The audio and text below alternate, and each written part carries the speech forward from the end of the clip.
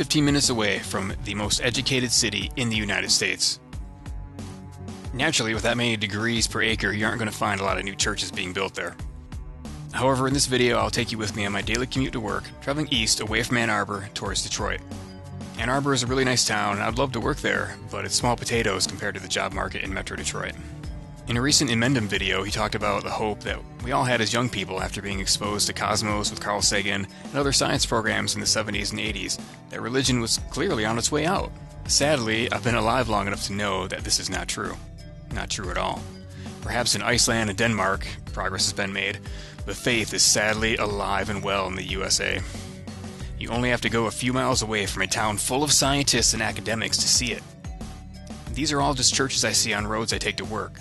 I didn't even bother to film all of them. There are so many. After a while, I just got tired of getting out of the car every quarter mile. The main street in my town alone has 5 churches off of it. I also got accosted by a priest at one of them, so my desire to film these places kind of dried up quickly. I did want to go and film my old church for this video, because it's a pretty cool looking old school Catholic church with a steeple that can be seen for miles around. But the priest knows me and my family, so I didn't want to run into him like I did with the Lutheran priest. After my brother's funeral, he was very enthusiastic that I come and talk to him about it. Yeah. Thanks, but no thanks.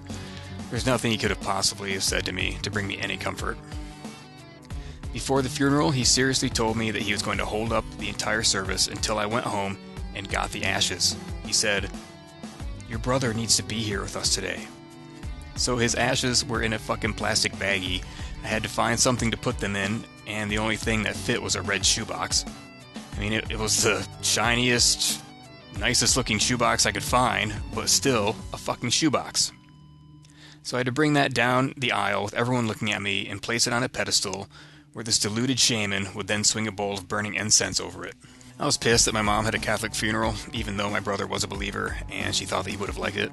I never wanted to step foot in that place again. It seemed so small to me after all those years.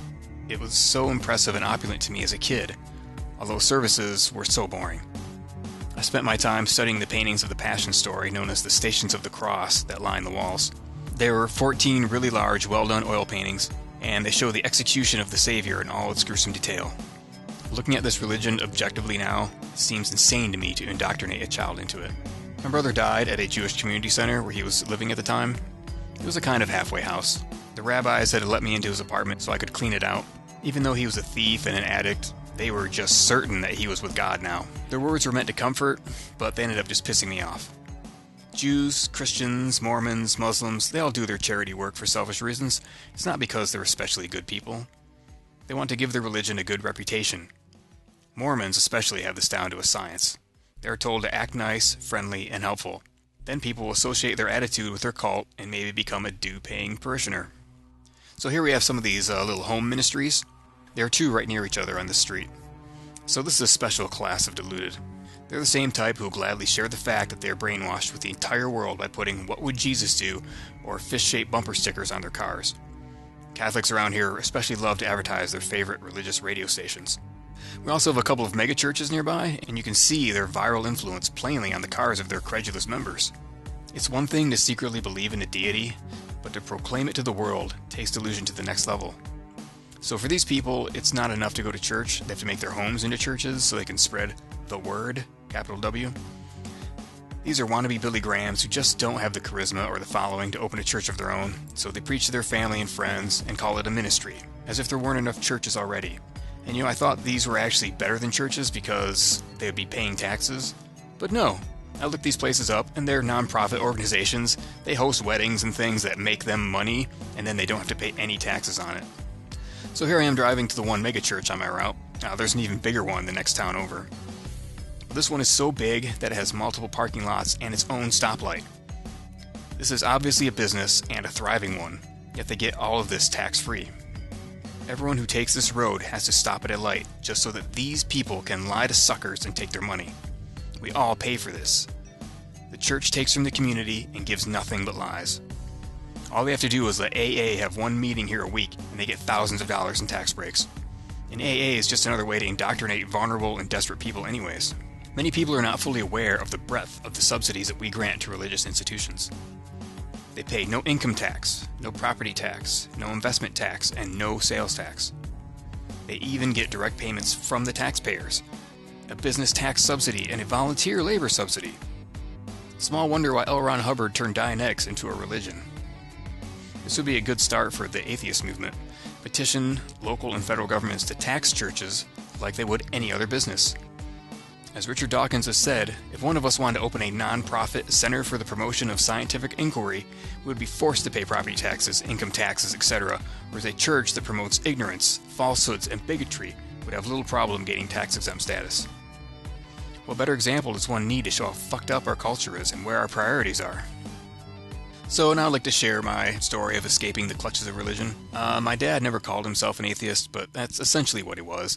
Agnostic may have been a better word for it, since he seemed to question his beliefs, and he once even toyed with the idea of deism. But in the end, he was an unbeliever. My mom is a devoted Catholic, and the two agreed just to not discuss it. Sadly for me, he let my mother indoctrinate me. I don't know why he let her do it, probably to make life easier on himself. But if they couldn't even agree on such an important metaphysical issue, then they shouldn't have brought any kids into the world, especially into Catholicism.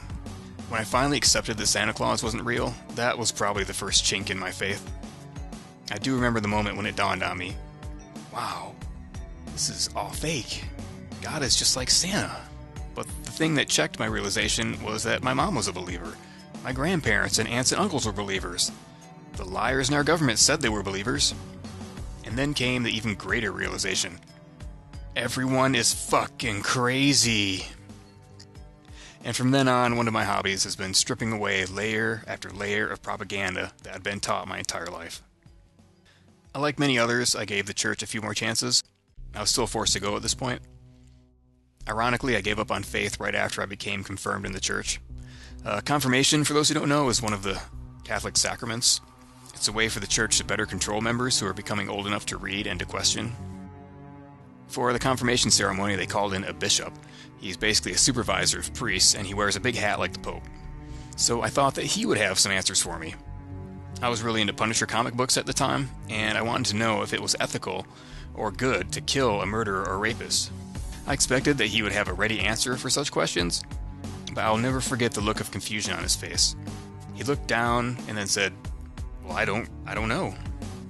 He really couldn't have said a worse thing to me. I told my mom that I didn't want to go to church anymore, and she let me stay home. But she still goes to Mass to this day. Carl Sagan's The Demon-Haunted World was the first book about atheism and secular argumentation that I had ever read. I was still a wishy-washy agnostic for a while, probably because Cosmic Carl himself was one, and I greatly admired him. I did not really become a militant atheist until after 9/11, and when I read The God Delusion, which came out a few years after that.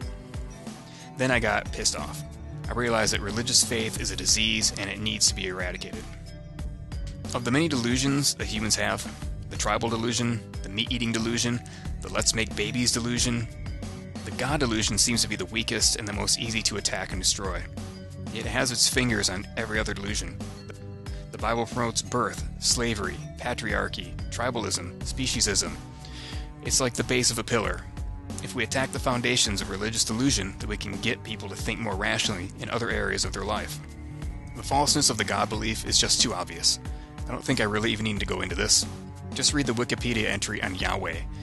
It's plain to see that this article is about the creation of a fictional character. He began as a lower god in a polytheistic religion practiced by ancient savages. Slowly, over time, this lower tribal god began to get elevated as a particular tribe started to grow and have its own mythology. Eventually, he took on the characteristics of the supreme god, and eventually the old god was forgotten and abandoned. Palestine is geographically close to Egypt, the first civilization to invent monotheism, so it's easy to see where they got the idea. I could make a video for every book in the Bible explaining why it's fiction and not fact, but there are plenty of books and videos that do that already. Nowadays, I tend to argue more with agnostics than the faithful, because I think that I will be more successful in reaching them. And then if they can become strong atheists, they'll be more likely to be anti-theist activists. You just have to fight it wherever and whenever you can. Like, sometimes I watch my small town's Board of Trustees meetings, and I wish I had been there during one session I watched when they were discussing letting a local church use some vacant property in town. The guy who was leading the meeting was wearing a giant crucifix. You know, in a building built by taxpayers and run with taxpayer money, I then find out that he belongs to the church in question, and although he does recuse himself from voting, the motion is easily passed in favor of the church. The faithful were obviously aware of this vote and turned out to publicly voice their opinion at the meeting.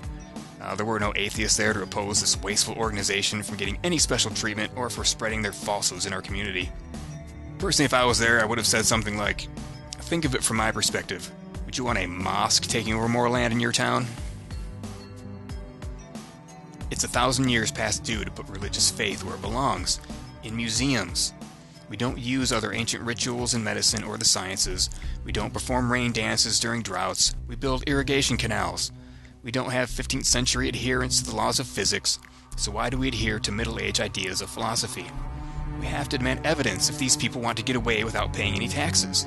Every religious person should put their faith to the test and read the God Delusion, or the Necessity of Atheism, or even the Wikipedia entry on their gods. I have read their holy texts, and they could at least have the decency to read some of my books.